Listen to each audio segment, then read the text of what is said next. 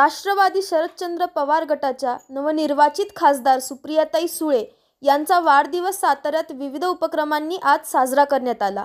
सामाजिक बांधिलकी जपत बालसुधारक गृह सातारा येथील मुलांना मोफत वह्यांचे वाटप करण्यात आले, तर क्रांतिसिंह नाना पाटील जिल्हा रुग्णालयात रुग्णांना मोफत फळे वाटप करण्यात आले। त्याचबरोबर वृक्षारोपणाचाही कार्यक्रम राबविण्यात आला।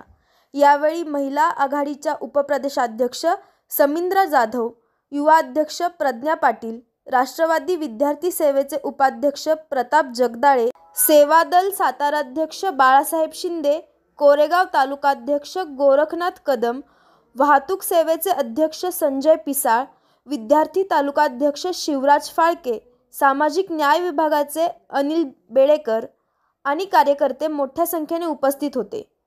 आघात न्यूज महाराष्ट्र, सातारा।